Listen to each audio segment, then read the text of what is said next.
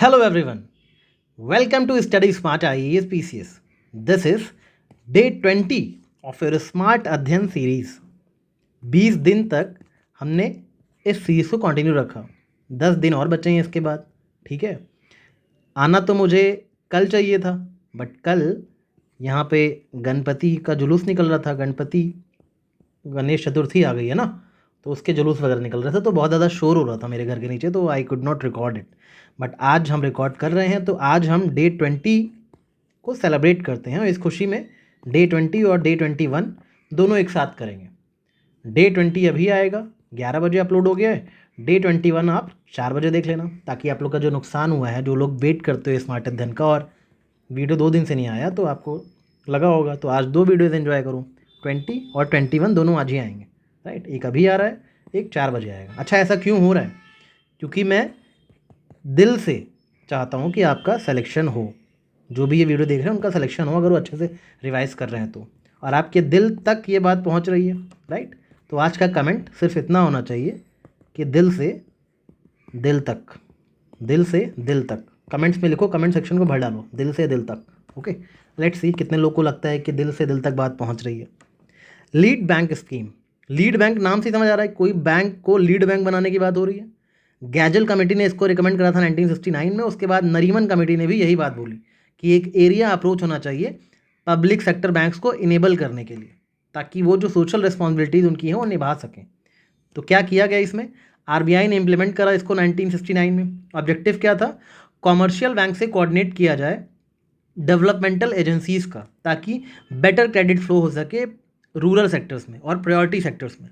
ठीक है, इसमें करा क्या गया? फिर हर डिस्ट्रिक्ट में एक बैंक को लीड बैंक घोषित कर दिया गया। सबसे मेन पॉइंट यही है इस स्कीम का, कि in every district one bank designated as lead bank. एक बैंक है वो लीड करेगा, ठीक है, वही बैंक लीडरशिप रोल प्ले करेगा उस डिस्ट्रिक्ट में in planning and coordinating credit distribution. Credit को कैसे डिस्ट्रीब्यूट करना है इस पूरे रीजन में, वो लीड बैंक डिसाइड करेगा। यही मेन क्रक्स है लीड बैंक स्कीम का। अब ये एज अ ब्रिज एक्ट करेगा, bridge between financial institutions and government to ensure balanced economic development. तो लीड बैंक स्कीम का ईयर याद रखना, आरबीआई ने लॉन्च किया था ये याद रखना, और लीड बैंक स्कीम होती क्या है ये याद रखना, क्योंकि ऐसी थीम्स जो होती हैं ना डिफरेंट सी स्कीम, वो बहुत पूछी जाती हैं ऐसे एग्जाम्स में, राइट। कुछ एंजाइम्स दिए हैं आज, कुछ थोड़ा सा साइंस में डिफरेंट चीज़ें देखेंगे, ठीक है, जो पेपर्स को टफ बनाती हैं, ऐसी चीज़ें देखेंगे। कुछ एंजाइम्स देखेंगे और कैसे वो एंजाइम्स कहाँ कहाँ उनके एप्लीकेशंस होते हैं वो देखेंगे, राइट। और सिर्फ एंजाइम से नहीं, कुछ मेथड भी देखेंगे कि जैसे आयरन पाउडर का कहाँ यूज़ होता है, ठीक है, निकल का कहाँ यूज़ होता है, हर चीज़ इंडस्ट्रियल एलिमेंट्स को देखेंगे कि कौन सी चीज़ किस चीज़ में यूज़ हो रही है। एक्चुअली बेसिकली ये देखेंगे, ऐसे कॉमन से क्वेश्चन साइंस से बन जाते हैं, फिर आप लोग सोचते हैं क्वेश्चन पता नहीं कहाँ से आया था। बेसिक एकदम जनरल साइंस होती है ये। जैसे आयरन पाउडर है ना, आयरन पाउडर को हेबर प्रोसेस में यूज़ करते हैं। हेबर प्रोसेस क्या है? Producing ammonia gas. याद रखना, आयरन पाउडर का यूज़ हेबर प्रोसेस में यूज़ होता है अमोनिया गैस को प्रोड्यूस करने। अब याद रखना, इस प्रोसेस में iron powder as a catalyst use हो रहा है। ऐसा नहीं कि इसके बिना ये रिएक्शन हो नहीं पाएगा। हेबर प्रोसेस में iron powder as a catalyst use हो रहा है, ठीक है, ताकि वो रिएक्शन जो नाइट्रोजन हाइड्रोजन के बीच में वो फास्ट हो सके, ताकि अमोनिया बन सके। तो 2 चीज़ें याद रखनी, हेबर प्रोसेस किससे रिलेटेड है? अमोनिया गैस से, और आयरन पाउडर यूज़ होता है टू फास्टन द प्रोसेस। जैसे अमोनिया गैस बनाने के लिए हेबर प्रोसेस में आयरन पाउडर का यूज़ होता है, वैसे ही सल्फ्यूरिक एसिड बनाने के लिए कॉन्टैक्ट प्रोसेस होता है। कॉन्टैक्ट प्रोसेस क्यों होता है? सल्फ्यूरिक एसिड बनाने के लिए, H2SO4, राइट। उसमें प्लैटिनम पाउडर का यूज़ होता है एज अ कैटलिस्ट। याद रखना, आयरन पाउडर अमोनिया के लिए, प्लैटिनम पाउडर सल्फ्यूरिक एसिड के लिए। अमोनिया के लिए हेबर प्रोसेस है, सल्फ्यूरिक एसिड के लिए कॉन्टैक्ट प्रोसेस। तो ये प्लैटिनम पाउडर इस प्रोसेस को फास्ट कर देता है। बट याद रखना, ये प्लैटिनम पाउडर पहले यूज़ होता था, आजकल एक नया कैटलिस्ट यूज़ कर रहे हैं, उसको भी नाम नोट कर लो। क्या नाम है? Vanadium pentoxide. वेनेडियम पेंटॉक्साइड अब यूज़ करते हैं, इसका V2O5 बोलते हैं, ठीक है। अब प्लैटिनम पाउडर की जगह ये यूज़ करते हैं, क्योंकि वो बहुत ज़्यादा कॉस्टली होता था प्लैटिनम पाउडर, राइट। तो इसलिए वेनेडियम पेंटॉक्साइड अब यूज़ किया जाता है इसकी जगह। बट एक ऑप्शन में अगर ये आए तो गलत मत कर देना, ये दोनों में से कुछ भी रहे, दोनों ही सल्फ्यूरिक एसिड बनाने के कॉन्टैक्ट प्रोसेस में काम आते हैं। निकल के तो बहुत सारे इंडस्ट्रियल प्रोसेसेस में काम आते हैं, जैसे हाइड्रोजनेशन रिएक्शंस में निकल का यूज़ होता है, राइट। हॉट एल्यूमिनियम अल्कोहल से ईथर प्रिपेयर करने में काम आता है। याद रखना, ये हर जगह हॉट एल्यूमिनियम का यूज़ नहीं होता है। कुछ पुराने तरीके के जो लैब प्रिपरेशन होते थे, उसमें अल्कोहल के जो वेपर्स होते थे उनको हॉट एल्यूमिनियम्स के थ्रू पास करवाया जाता था, ठीक है। तो क्योंकि ईथर का प्रोडक्शन डिहाइड्रेशन से होता है ना, तो ईथर अल्कोहल से प्रोड्यूस करूँ तो अल्कोहल को डिहाइड्रेट करना पड़ेगा। तो इसलिए पहले क्या करते थे, अल्कोहल को वेपर से, एल्यूमिनियम, हॉट एल्यूमिनियम के वेपर्स जो है, अल्कोहल के जो वेपर्स होते थे वो हॉट एल्यूमिनियम के थ्रू पास किए जाते थे, याद रखना इसको। अभी बहुत सारे इलाज में नहीं यूज़ होता है, बट क्वेश्चन में आ जाए हॉट एल्यूमिनियम तो बोल देना कि हाँ है ऑप्शन में, ठीक है। क्यूप्रिक क्लोराइड, देखो इन सब की कोई ट्रिक नहीं है, क्योंकि अपने आप में बहुत ही डिफरेंट चीज़ें हैं, ये एक बार आप पढ़ोगे तो अपने आप ही याद रहेगा, ठीक है। और आप ऐसा याद रहेगा कि एग्जाम तक नहीं भूलोगे, डिफरेंट चीज़ें ना दिमाग को क्लिक कर जाती हैं। ट्रिक्स की ज़रूरत वहाँ होती है जहाँ बहुत सी कन्फ्यूजिंग हौच पौच वाली चीज़ें हों, ठीक है, जो सब पढ़ के आ रहे हैं और जो बहुत ज़्यादा मिक्स हो रही हैं आपस में। ये तो पहली बार आपके लिए नई चीज़ें हैं, नई चीज़ें दिमाग में ऐसे ही घुस जाती हैं, दिमाग अपने आप कैप्टिवेट कर लेता है इन चीज़ों को, राइट। एग्जाम में ये क्वेश्चन आएगा, क्यूप्रिक क्लोराइड किस लिए यूज़ होता है। क्यूप्रिक क्लोराइड बहुत से केमिकल रिएक्शंस और प्रोसेसेस में यूज़ होता है। तो ऑप्शन में रहेगा क्यूप्रिक क्लोराइड किस तरह यूज़ होता है, आप बोलना कैटलिस्ट की तरह यूज़ होता है। बहुत सारे रिएक्शन में as a catalyst cupric chloride use होता है। तो मैंने जितने भी चीज़ें बताई आपको, ये सभी कैटलिस्ट ही हैं। आयरन पाउडर भी कैटलिस्ट है, प्लेटिनम पाउडर भी, निकल भी, हॉट एल्यूमिनियम भी, ठीक है। क्यूप्रिक क्लोराइड, ये सारे कैटलिस्ट की बात हो गई। कुछ बायोलॉजिकल एंजाइम्स की बात कर लेते हैं। अभी तक आपने जो कैटलिस्ट पढ़े, आयरन पाउडर, प्लैटिनम पाउडर, ठीक है, वो सब चाहे ना एग्जाम में, बट ये ज़रूर आते हैं ऐसे वाले, क्योंकि ये थोड़े कन्फ्यूजिंग होते हैं। डायस्ट्रेस क्या करता है, स्टार्च को ग्लूकोज में कन्वर्ट करता है। और कहाँ पाया जाता है डायस्ट्रेस, आपके ह्यूमन सलाइवा में पाया जाता है। सलाइवा में क्या होता है, आपको टेस्ट भी तो मिलता है ना, डायस्ट्रेस। तो डायस्ट्रेस याद रखना, टेस्ट की बात हो रही, तो जब सलाइवा नहीं होगा टेस्ट कहाँ से आएगा, ह्यूमन सलाइवा में डायस्ट्रेस मिलता है, याद करने के लिए बता रहा हूँ, ठीक है। Convert starch into glucose, starch को ग्लूकोज में कन्वर्ट करने का काम करता है, ठीक है। दूसरी चीज़ याद रखना कि जो डायस्ट्रेस है, इसके बारे में एक फैक्ट ये है, this is the first enzyme ever discovered. First enzyme ever discovered कौन सा है, डायस्ट्रेस। सबसे पहला एंजाइम कभी जो डिस्कवर हुआ है वो डायस्ट्रेस है, ठीक है। आजकल इसको हम अमाइलेज भी बोलते हैं, अमाइलेज बोलते हो ना, तो आजकल इसको अमाइलेज भी बोला जाता है। Usually we call it amylase, but असली नाम डायस्ट्रेस ही है। अब ये जो इन्वर्टेड एंजाइम है, ये डायस्ट्रेस का बिल्कुल उल्टा है। ये स्टार्च को ग्लूकोज में कन्वर्ट करता है, ठीक है। ये क्या करता है, जैसे केन शुगर है, सुक्रोज है, उसको ग्लूकोज और फ्रक्टोज में कन्वर्ट करता है, राइट। ये लाइन गलत लिखी है कि कन्वर्ट्स स्टार्च इनटू माल्टोज, ठीक है।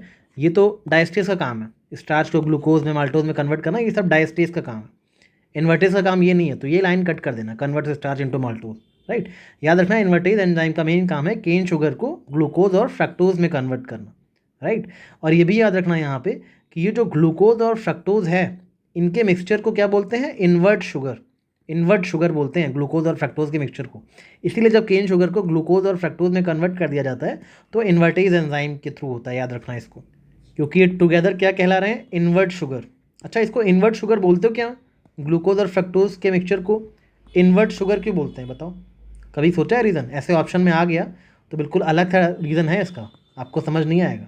ग्लूकोज और फ्रक्टोज को इन्वर्ट शुगर इसलिए बोला जाता है इसके मिक्सचर को, क्योंकि ऑप्टिकल रोटेशन ऑफ लाइट का डायरेक्शन चेंज कर देता है। अगर यहाँ पे पड़ेगी ऑप्टिकल रोटेशन ऑफ लाइट तो डायरेक्शन चेंज हो जाएगा उसका। इसके बारे में और ज़्यादा गूगल करना तो आपको और अच्छे से समझ आएगा कि मैं क्या कह रहा हूँ, राइट। फिलहाल इतनी नॉलेज काफ़ी है। जाइमेज एंजाइम क्या होता है, याद रखना, जाइमेज एंजाइम एक ग्रुप ऑफ एंजाइम्स है जो कि ईस्ट सेल्स में पाए जाते हैं। और ईस्ट सेल्स पता ही है आपको, फर्मेंटेशन में यूज़ होती है, responsible for fermentation producing ethyl alcohol from glucose, ठीक है। कहीं भी अल्कोहलिक फर्मेंटेशन करना होगा तो जाइमेज एंजाइम का यूज़ होगा, याद रखना, ठीक है। तो जितनी भी आपकी ब्रीविंग इंडस्ट्री होती है, जहाँ बियर, वाइन, विस्की बनती है, वहाँ जाइमेज एंजाइम का यूज़ होता है ताकि फर्मेंट कर सकें, ठीक है, ग्लूकोज से अल्थाइल अल्कोहल बन सके।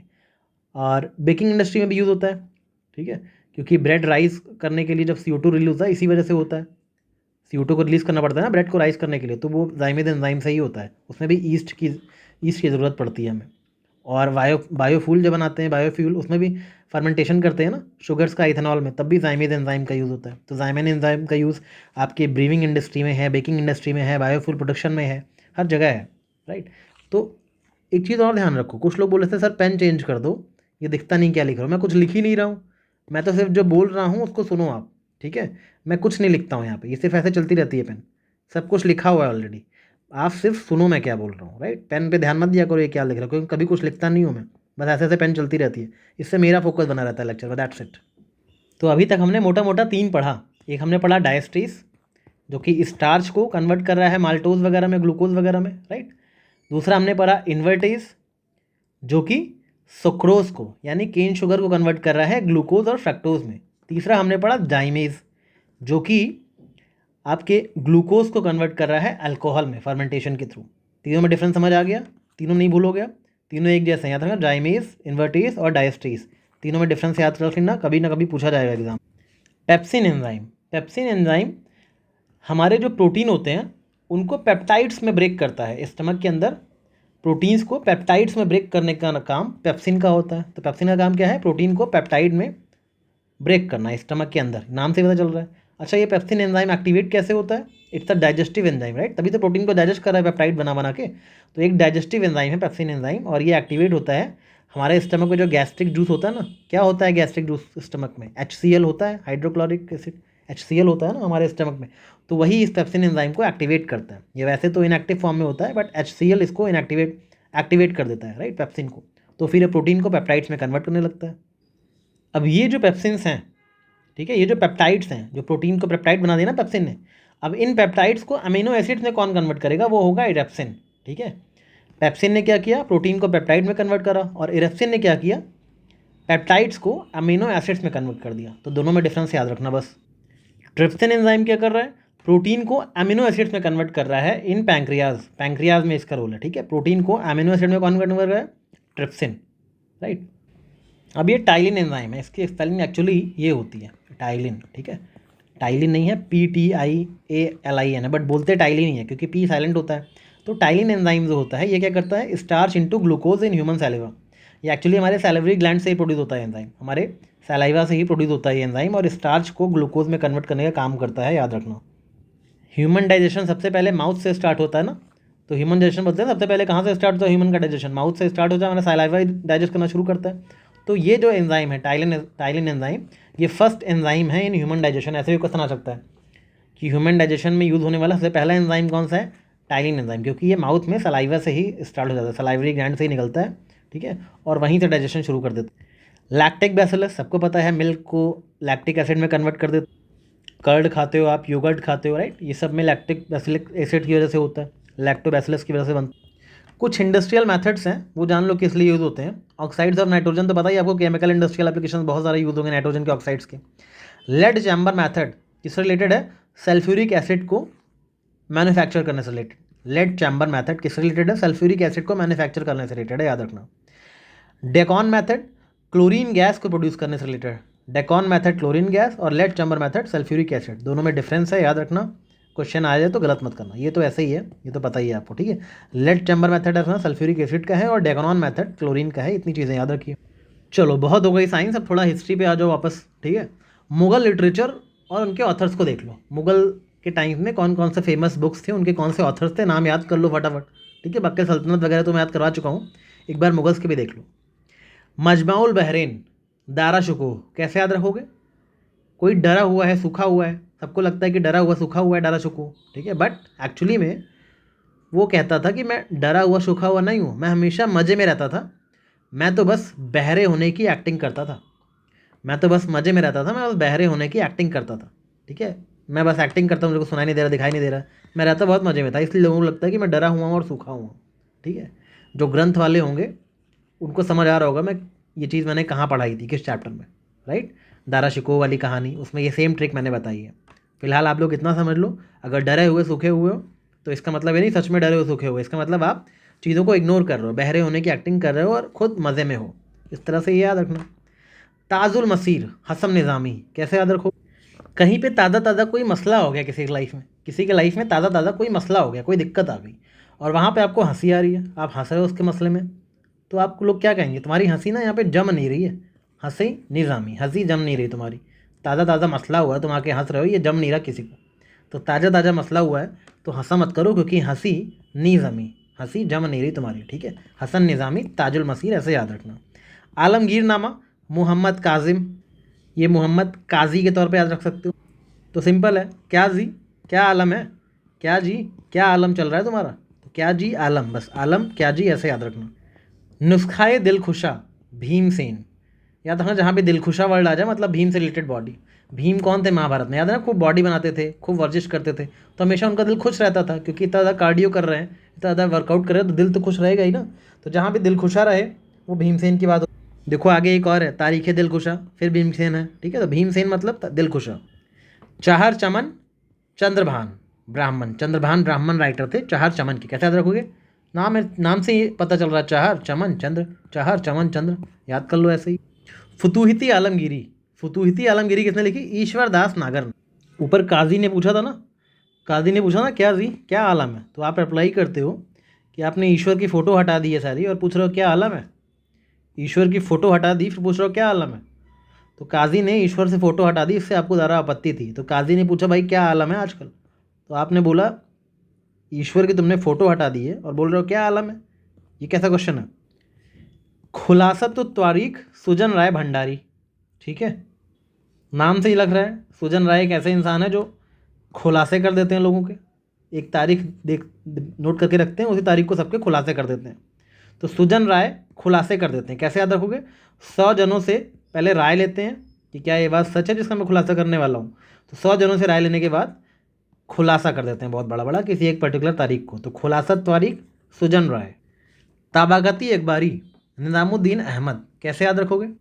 आप भगवान से प्रे कर रहे हो तो शिकायत भी कर रहे हो कि ताकत एक बारी नी मुझे दी, ठीक है, एक बारी भी मुझे ताकत नहीं दी आपने, तो ताकत एक बारी भी मुझे नहीं दी, ठीक है, ताकत एक बारी नी मुझे दी, नी मुझे दी को निज़ामुद्दीन से कर लेना, ठीक है, ताकत एक बारी भी नहीं मुझे दी, मुझे एक बारी भी ताकत नहीं दी, सबको आपने ताकत बांट रखी है, मुझे बिना ताकत के छोड़ रखा है, तो ताकत एक बारी भी मुझे नहीं दी, इस तरह से याद कर लेना।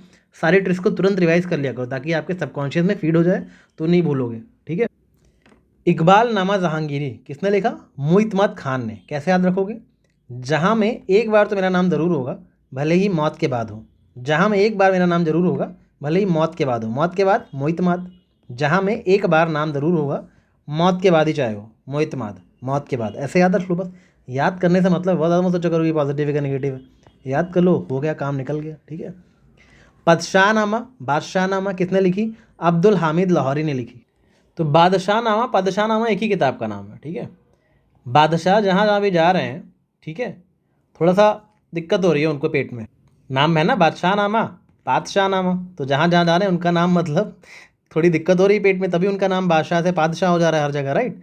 तो उनको थोड़ा लाहौरी जीरा वगैरह पिलाओ तो ठीक रहेंगे। तो लाहौरी जीरा से याद रखना कि बादशाह नामा अगर बादशाह नामा हो जा रहा है तो लाहौरी जीरा पीना ही पड़ेगा। तुज़ुकी बाबरी, बाबरनामा तुज़ुकी बाबरी किसने लिखी? बाबर ने खुद लिखी, ये बाबर की ऑटोबायोग्राफी है, ठीक है। ऐसे ही तुज़ुकी जहांगीर की ऑटोबायोग्राफी। तारीख़ शेर शाही किसने लिखी? अब्बास खान शरवानी ने, कैसे याद रखोगे?